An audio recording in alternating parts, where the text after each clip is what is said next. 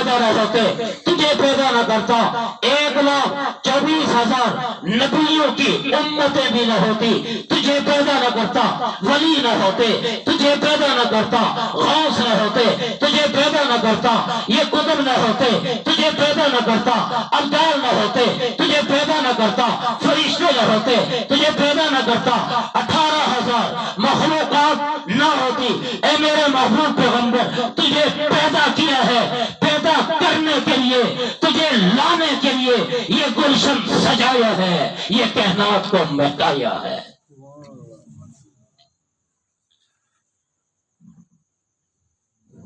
کہتے ہیں ملک تباہ ہو جائے گا تباہ ہو جائے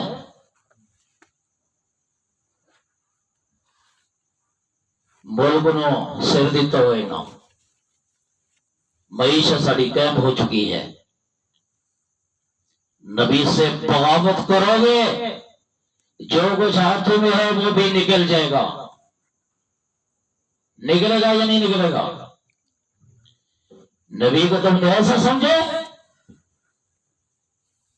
سفیر کو اتنی اہمیت نبی کی کوئی حیثیت نہیں میرے نبی کے خلاف کوئی بکواس کرے وہ ہمارے ملک میں یہ اسلامی ملک ہے مسلمانوں کا ملک ہے نبی کا غصہ نبی کو بکواس کرنے والا وہ اس ملک کے اندر نہیں رہ سکتا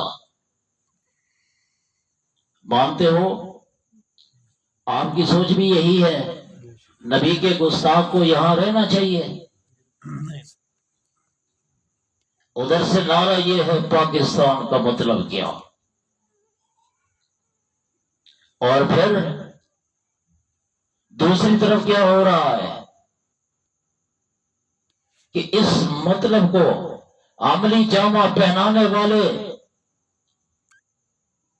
جیلوں میں کہ جو اس طرح کی باتیں کرے اور آج کل آپ نے سنا ہوگا ایک اور کام بھی ہو رہا ہے اسلامی نصاب سے اسلامی باتیں ختم کی جا رہی ہیں تم خاموش رہو پاکستان کی عوام بڑی زرخیز عوام ہے جی ہماری معیشت کا مسئلہ ہے گھر کا مسئلہ ہے بیوی بچوں کا مسئلہ ہے ہم کیا کر سکتے ہیں وہ ہماری غیرت کو جھنجھوڑ رہے ہیں مسلسل نظام تبدیل ہو رہے ہیں حضور صلی اللہ علیہ وسلم کی ختم نبوت کو چھیڑا جا رہا ہے ہم پھر بھی خاموش اور کب تک خاموش رہیں گے اسلام نے تو مسلمان کو جرأت کا سبق سکھایا ہے آپ نے صحابہ کی زندگی نہیں پڑھی وہ نبی کے پیچھے چلے تھے معیشت ان کے قدموں میں آئی اقتدار ملا اور جو بھی خلیفہ بنا دوسرے سے بڑھ کے بنا ہے اقتدار بھی قدموں میں دولتیں بھی قدموں میں کفار بھی قدموں میں منافق بھی قدموں میں سب کچھ اللہ نے ان صحابہ کے قدموں میں لٹا دیا سب کچھ قدموں کے سامنے جھکا دیا اس لیے کہ صحابہ دل و جان سے میرے نبی کے عاشق تھے دل و جان سے میرے نبی کے جانثار تھے دل و جان سے میرے نبی کے وفادار تھے دل و جان سے میرے نبی کے تابعدار تھے دل و جان سے میرے نبی کے حوالدار تھے دل و جان سے میرے نبی کے پروانے تھے دل و جان سے میرے نبی کے مستانے تھے دل و جان سے میرے نبی کے عاشق تھے دل و جان سے میرے نبی کے اشاروں پر کٹ مرنے والے دل و جان سے میرے نبی کے اشاروں پر مر مٹنے والے دل و جان سے میرے نبی کے اشاروں پر جنازے چھوڑ دینے والے دل و جان سے میرے نبی کے اشاروں پر برادریوں کو الوداع کرنے والے دل و جان سے میرے نبی کے اشاروں پر سب کچھ قربان کرنے والے دل و جان سے میرے نبی کے اشاروں پر جنازے قربان کرنے والے دل و جان سے میرے نبی کے اشاروں پر اشاروں پر مکہ چھوڑنے والے دل و جان سے میرے نبی کے اشاروں پر سب کچھ قربان کر کے بھی یہی کہہ دیا، ہائے ہائے یہ سودا سستا تھا، جان دے کر بھی نبی کے اشاروں پر آخر میں یہی کہہ دیا کہ جان دی ہوئی اسی کی تھی، حق تو یہ تھا کہ حق ادا نہ ہوا۔ آخر میں بھی یہی کہا کہ جان بھی نبی کے اشاروں پر، پھر کیا کہتے ہیں؟ حق تو یہ تھا کہ حق ادا۔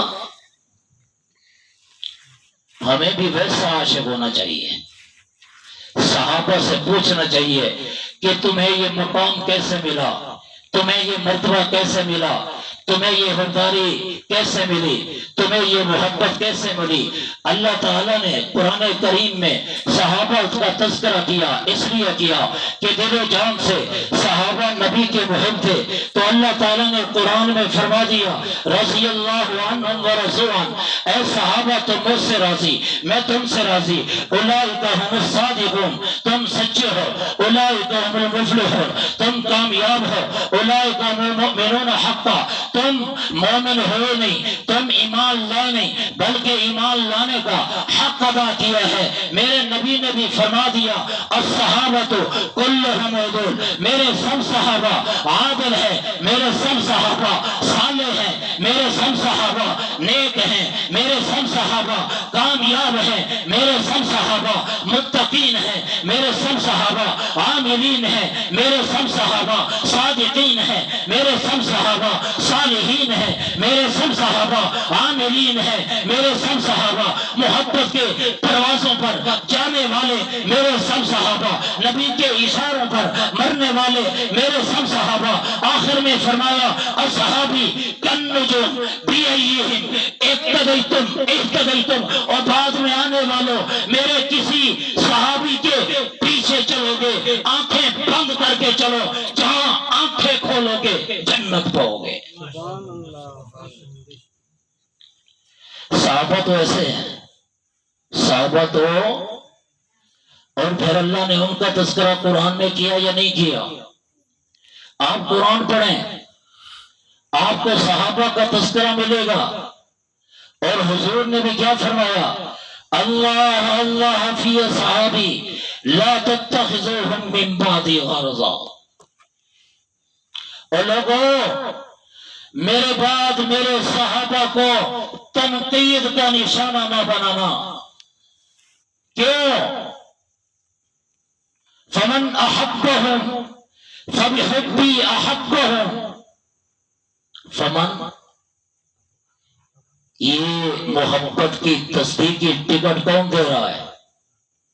میرا نبی دے رہا ہے۔ فمن احبہم، جو ان سے محبت کرے گا، وہ کیوں کرے گا؟ فبحبی احبہ، وہ میری محبت کی وجہ سے، میری۔ ومن ابغضہم، جو ان سے بغض رکھے گا، یاد رکھو وہ صحابہ سے بغض نہیں رکھے گا، سب سے پہلے وہ میرے ساتھ بغض رکھے گا۔ اور جس نے میرے صحابہ سے محبت کی تو گویا کہ اس کو میرے ساتھ محبت ہے۔ جو میرے صحابہ سے بغض رکھے گا یوں سمجھو کہ اس کو میرے ساتھ بغض ہے، بے شک وہ نمازیں پڑھے، تہجدیں پڑھے، ذکر اذکار کرے، اپنے آپ کو صالح سمجھے، حج بیت اللہ کرے، اور بیت اللہ کا غلاف پکڑ کے روتا پیٹتا بھی رہے۔ اگر صحابہ سے بغض ہے، لعنتی ہے، صحابہ سے بغض ہے، دوستی ہے، اس کی کوئی مدد قبول نہیں۔ میری بات سمجھ آ رہی ہے؟ صحابہ سے بغض یہ محبت کی علامت ہے۔ ان کو دعا دینی چاہیے، یہ ایسے منحوسوں اور مردودوں پر لعنت بھیجنی چاہیے۔ آپ سب کو محبت ہے نا صحابہ سے؟ کیوں محبت ہے؟ اس لیے کہ صحابہ کو نبی سے محبت تھی، صحابہ کو نبی سے محبت تھی۔ تو اللہ تعالیٰ نے کیا فرمایا؟ اشداء علی الکفار، صحابہ کے دلوں کے اندر کفر کے بارے میں نفرتیں تھی، کیا تھا؟ اور آج ہمیں مسلمانوں سے نفرتیں ہیں، کفار سے محبتیں ہیں۔ حضرت ابوبکر صدیق رضی اللہ تعالی نبی کا عاشق ہے، دیوانہ مستانہ پروانہ جانثار، سچا ہوبدار، دل و جان سے نبی کا وفادار۔ اور کیا فرماتے ہیں مسلمہ کذاب نے اعلان نبوت کیا۔ ابو بکر صدیق نے کیا فرمایا؟ چلو دعا دے کے معیشت تباہ ہو جائے گی، ملک خطرے میں چلا جائے گا، اگر اس مردود سے ہم نے جنگ کی حالات خراب ہو جائیں گے۔ کیا فرمایا؟ یہ شخص واجب القتل ہے، اس سے جہاد کرنا، اس کے خلاف جنگ کرنا فرض ہے۔ صحابہ کو لے کر گئے اور اس کا کلا کلا کیا، سر کو تن سے جدا کیا، تب جا کے سکون کیا اور نبی سے محبت کا حق ادا کیا ہے۔ جی ہمیں بھی سنت صدیقی زندہ کرنی چاہیے یا نہیں کرنی چاہیے؟ اور مطالبہ تو کر سکتے ہیں نا کہ یہ فرانس کا سفیر ہمیں منظور نہیں ہے اپنے ملک کے اندر۔ کیا خیال ہے بھائی؟